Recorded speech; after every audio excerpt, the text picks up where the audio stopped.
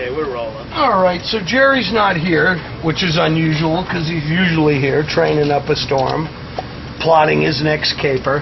Nonetheless, I signed over a copy of the book, and we'll roll on. I think we should go to Union Bail Bonds would be our next stop. Okay. All right. Like one trick that I use for trying to establish truth, whether I'm dealing with a text, frankly, whether it's the Bible or an essay or what somebody's telling me, is that when they go against kind of their ideological outlook, I trust them. And when they're just like, trying to build a foundation under their story, under their outlook, then I'm more skeptical. So that's an example. Like when people tell me things that are not in their self-interest, that's one way that I use to kind of gauge when someone's telling me the truth. Well, what are some of the things that you do to try to gauge when someone or something is telling you the truth or not? I find that one way to gauge when people are telling the truth is when you sit down and it's not a transactional thing with them. In other words, when they have nothing to gain, and yet they're still willing to talk to you, those are the people that are going to tell you the truth.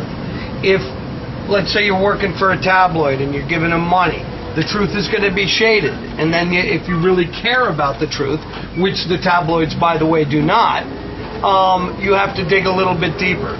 So I think what it is that if you meet them at the House of Pies and you're sitting down one-to-one and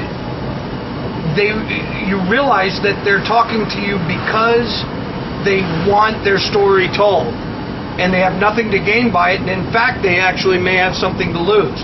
Those are the people that are telling you the truth in my book. Yeah, I like that. Yeah. I find that writing a book is a huge advantage over writing a story.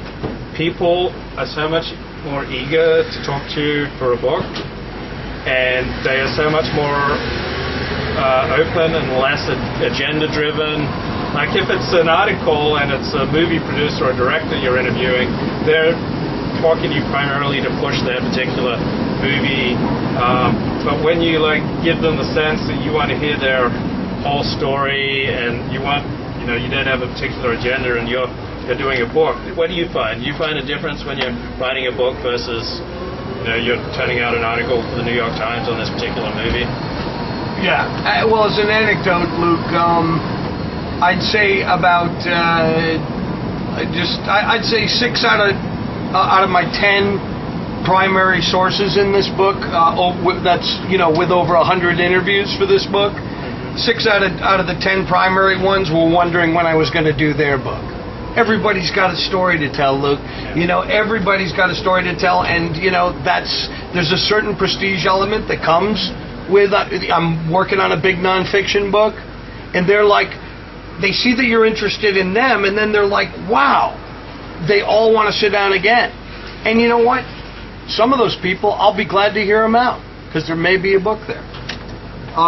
We're looking for Spalding. I'm trying to think. We're at Gardner in Santa Monica.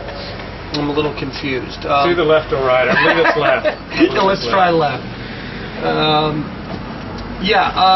So I think, there is... Got it. Thank you.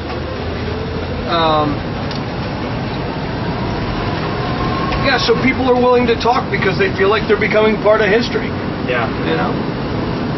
I mean, writing a book is so much more satisfying, do you find, than churning out articles? What do you think?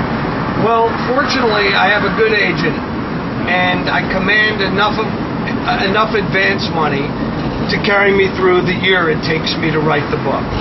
And, do I get rich writing books? Hell no, not even close. But at the same time, I'm focusing on one story for an entire year, rather than out there being the $2-3 a word print journalism whore, chasing stories every other week to stay ahead of the rent. This allows me to live for the time it takes to do it, so that's not half bad. I think I led you in the wrong direction. That's okay. I'm going to shoot that, and we're going to come up Spalding. If I may ask, what's the most amount of money you've made in a year? That's only. I'm only going to answer what's the most amount of money I ever made in a year. As long as you ask me what's the least amount of money I've made as a professional. Yeah. I'd say the most I've ever made in a year is around $200,000. Now, ask me. Okay. In the last 15 years, last 10 years, what's the least amount of money you made in a year? I'd say $3,700. Honest to God. What would you say you've averaged over the last 10 years? You know, this is fine with me me answering this because you know I don't base my self-worth nor anybody else's on what their income is. I'd say average somewhere between 50 and 60. Okay. And just to be even, the most amount of money I've ever made in a year is $50,000, and over the last 10 years I've averaged around $32,000 a year. Yeah, I hear you, man.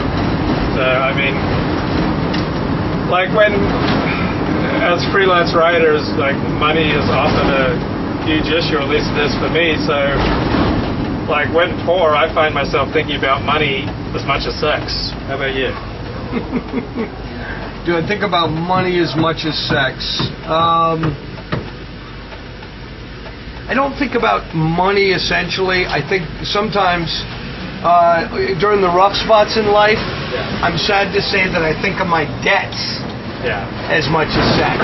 And that's just not a comfortable place to be. Financial insecurity sucks. I've managed to pare down my life to such a degree whereby I consider my 1969 VW bus with a bed in the back of it to be homeless insurance. If the bottom falls out, I'm fine.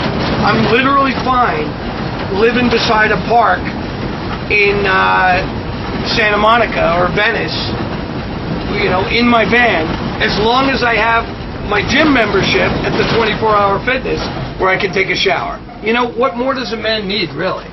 I lived out of my vehicle for about 4 months. Yeah. Okay, we both have been down that road. How was it for you? It was okay. It wasn't so bad. Yeah. I mean, I'm real grateful I haven't had to do it in the last 13 years. Did you have a wireless connection? No, this was 15 years ago before the internet, really. That's when I first came to LA in '94. So take showers at a friend's place, but for 2 weeks I couldn't take a shower there. I went 2 weeks without a shower. All right, that sucks. I gotta have me a shower. I guess the next best thing to not having a shower would be, you know, bathing in the fountain in MacArthur Park. Yeah, well, I used the I think Rexford Park or Roxbury Park in Beverly Hills. I pop in there, but the attendants yelled at me for washing my hair in the sink because it like kind of spilled water on all over their floor and made a bit of a mess. Yeah, I wash my hair every day, even though I wasn't able to take a shower in their sink at Roxbury Park. Right. How have you found the whole internet thing? You started blogging on HollywoodInterrupted.com.